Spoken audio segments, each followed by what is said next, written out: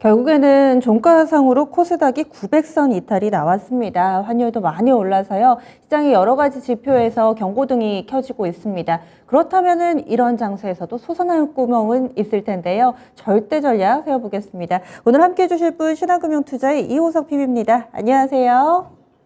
네, 안녕하십니까. 이호섭입니다. 네, 오늘 장 한마디 어떻게 정하셨어요?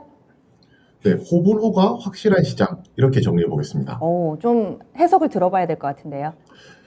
네, 우선 저희가 일상적으로 호불호라고 하면 좋고 안 좋은 것이 좀 명확하다라고 하는데요. 뭐 이런 것들이 뭐 인간관계나 사회생활에도 있겠지만은 주식시장에도 최근에는 그대로 적용되는 것 같습니다.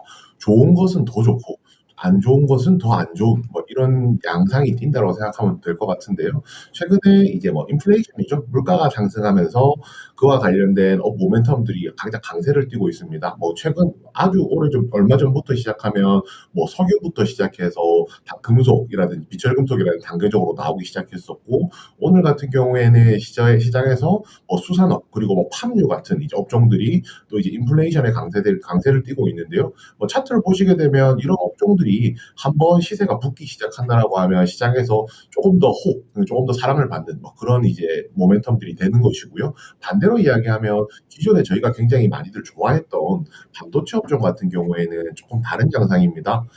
그 필라델피아 반도체 지수 같은 경우가 어제 하락을 하게 되면서 반도체 업종이 하락했다라고 좀 말씀을 드릴 수가 있는데요. 사실 뭐 전후를 따지면은 꼭 반도체 지수가 하락했다고만 해서 영향은 아니겠지만 어찌됐건 간에 시장에서 최근에 이제 반도체 업종 특히 그중에서도 가장 업종 대표주인 뭐 삼성전자라든지 하이닉스 같은 경우에 시장에 관심을 못 받는 것은 좀 명확히 보입니다. 그래서 이런 부분 좀 확인하시면서 호불호가 강한 시장에서 불호보다는 호에 조금 더 포인트를 맞추면 좋지 않을까 해서 한 줄평 그렇게 정리했습니다. 네. 그러면 오늘 장 세부적으로 체크 포인트 어떤 게 있다고 보시나요? 네, 오늘장 체크 포인트는요. 첫 번째는 이제 인도네시아의 이제 팜유 수출 전면 금지에 대한 내용입니다.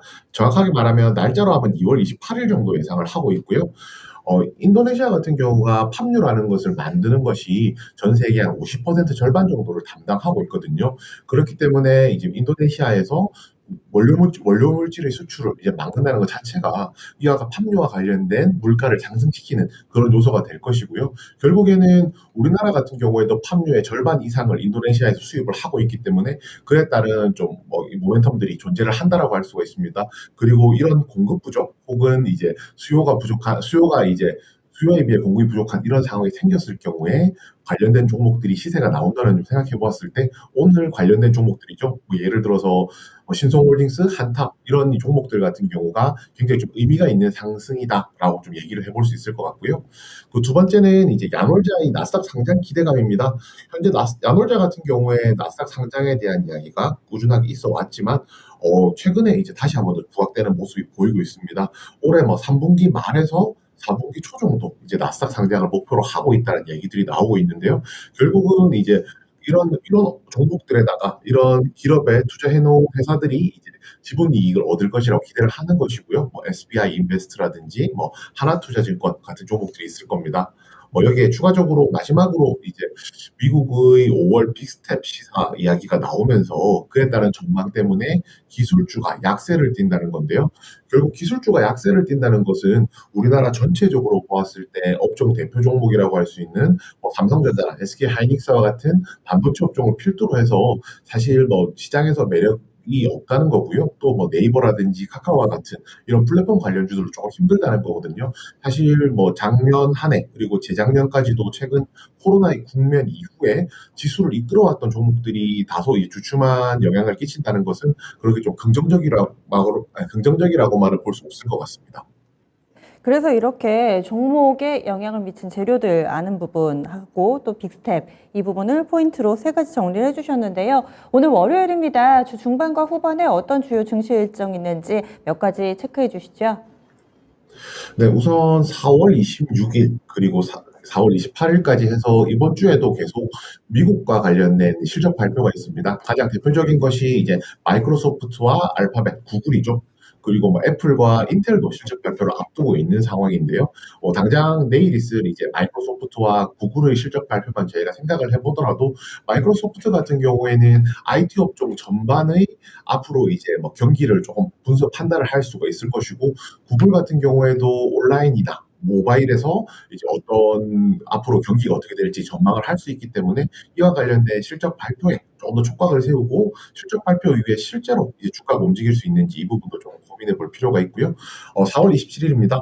인수위가 새 정부의 이제 방역 대책을 발표하기로 했습니다.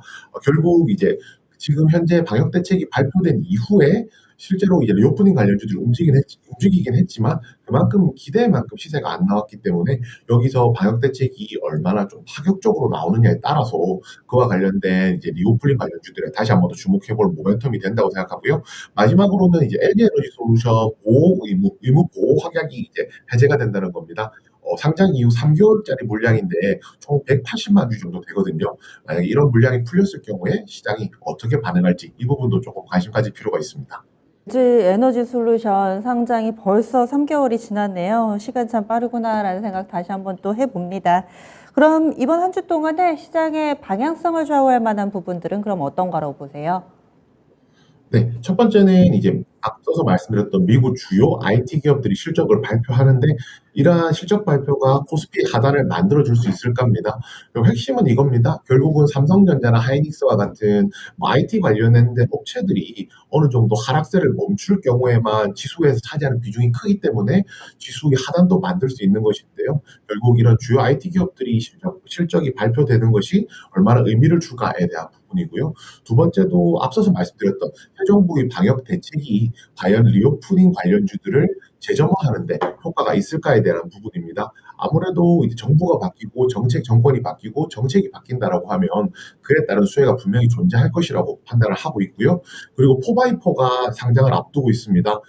그 포바이포 같은 경우에 그 시각 특수 효과 관련된 회사고요. 아시다시피 작년 이후로 시각 특수 효과와 관련됐던 기업들 같은 경우에 성장주가 꺾이면서 큰 폭으로 조정들이 있었거든요.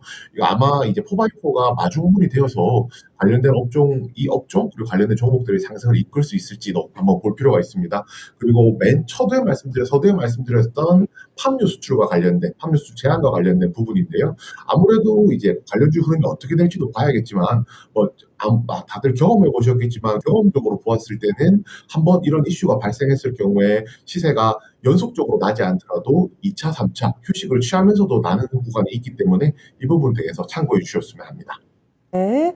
지금 몇 가지 체크 포인트 말씀해 주시는 사이에 지금 중국 상해가 5% 급락이 나오거든요. 지금 오늘 2% 하락한다고 저희 방송 시작할 때 말씀드렸다가 좀 전에 3%, 지금은 5% 정도까지 급락이 나오는데 상해에 이어서 베이징도 도시 봉쇄 가능성이 고조되고 있다. 이 부분이 아무래도 오늘 장에 가장 큰 하방 원인일 텐데 괜찮을까요, 우리 증시?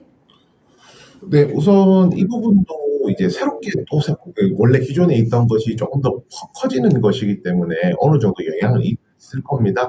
그렇지만 반대로 저희가 생각하면요, 이미 베이징 봉쇄를 통해서 겪었던 일이고요. 그리고 이러한 부분들이 사실 따지고 보면은 시간이 조금 지나면 해결되는 일이기 때문에 오히려 걱정하는 것보다는 이번에 낙폭이 과대된다라고 하면 그 부분에 조금 포인트를 맞추는 것이 더 낫다라고 판단합니다. 한번 경험을 해봤기 때문에 상해 때 봉쇄했을 때 우리 경험을 해봤기 때문에 베이징 봉쇄 같은 경우는 큰 여파는 없을 것이다. 학습 효과 측면에서 얘기를 해주셨네요. 절대 전략 세우겠습니다. 어떻게 해볼까요? 네, 실적이 맞는 방패는 아니다입니다. 그 실적이라는 것이 아시다시피 1분기 실적을 앞두고 나서 1분기 실적이 괜찮은 기업들이 다 괜찮을 것이다라는 얘기를 저희가 해왔었는데요. 사실 삼성전자 잠정 실적만 보더라도 실적이 굉장히 좋았음에도 불구하고 시장에서는 그렇게 반응을 하지 않았다는 겁니다. 실적이라는 것이 꼭 이 주식의 주가를 막아주는, 하단을 막아주는 만능 방패가 아니라는 것이고요. 오히려 반대로 생각한다면 제가 서두에서 말씀드렸던 호불호가 강한 종목들 중에서 호가 강한 종목들에 조금 포인트를 놓고 보신다면 앞으로 시장을 대응하시는 데 있어서 굉장히 좀 중요한 포인트가 되지 않을까 그렇게 생각합니다. 네, 알겠습니다. 말씀 고맙습니다. 네, 감사합니다. 절대전략 신한금융투자 이호석 PB와 함께 이야기를 나눠봤습니다. 우리 시장 다소 좀 답답한 상황 속에 놓여 있습니다. 아직까지는 전문가들이 괜찮다 몇몇 종목군들은 좀 저점에서 매수해보자 이런 의견들도 있지만 한켠에서는 조금은 냉정하게 우리 눈을 가리고 있는 부분이 있지는 않은 것인지 정말 좀 조심을 해야 되는 것은 아닌 것인지 다시 한번 좀 생각해 보게 합니다. 여러 가지 좀 시그널들 장 맞췄지만 계속 좀 점검이 필요해 보이고요. 이쯤에서 인사드리도록 하겠습니다. 개별 종목에 대해서 어떻게 해야 될지 모르겠다 하시는 분들은 이어지는 진짜 쉬운 진단 시간 활용해 보시고요. 내일 그러면 또 이 시간 찾아뵙도록 하겠습니다. 다양한 투자 판단에 대한 도움 말씀드렸고 종목의 상승 하락을 보장하지는 않습니다. 함께해 주신 여러분 고맙습니다.